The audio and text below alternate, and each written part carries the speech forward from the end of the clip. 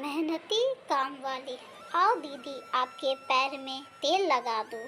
हाँ शांता, अच्छे से मालिश कर दे, मेरे पैर बहुत दुख रहे हैं।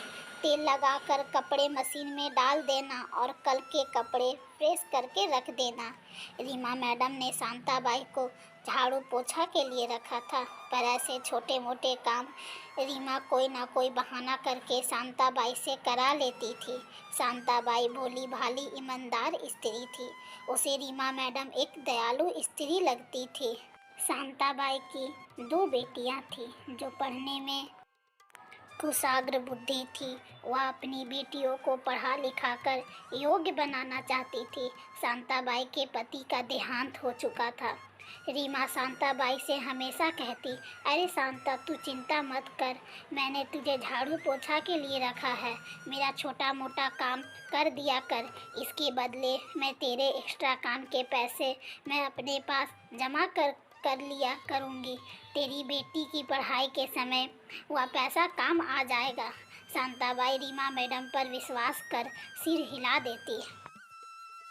एक दिन शांताबाई बोली, मैडम, बड़ी बेटी को अच्छे कॉलेज में एडमिशन मिल गया है, मेरे पास कुछ पैसे तो हैं, मेरे एक्स्ट्रा काम के जमा पैसे दे दीजिए, मुझे फीस जमा कराने के लिए ज़रूरत है।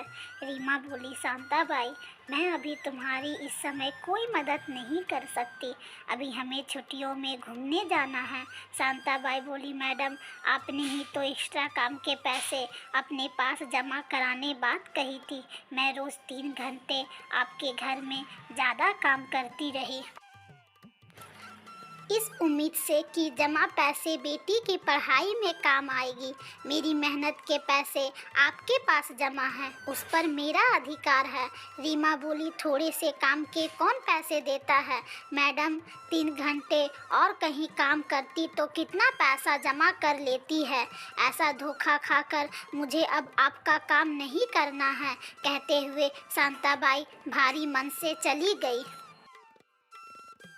एक दिन सीढ़ियों से गिरने के कारण रीमा की पैर की हड्डी टूट गई। रीमा के पति 2 महीना के लिए टूर पर विदेश गए थे।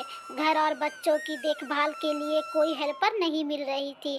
4 गुना पैसे में एक नई आशाबाई को रखा, जिसका ध्यान फ़ोन पर अधिक, काम पर कम था।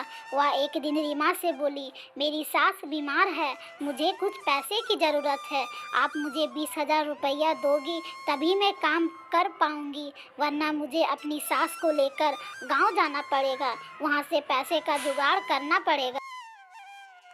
कोई बाई रीमा के घर काम करने को तैयार ना थी। मरता क्या ना करता, रीमा को मजबूरी में पैसे देने पड़े। पैसे लेकर आशाबाई फिर कभी लौटकर नहीं आई। भोली सच्ची शांताबाई को गच्चा देने वाली रीमा को आशाबाई से गच्चा खाना महंगा पड़ा। यही कर्मों का गुनाह फल है। मासूम ईमानदारी, मेहनत का इंसान की आत्मा से निकली बदुआ और धोखेबाज का कर्मफल अवश्य ही उसके सामने आता है।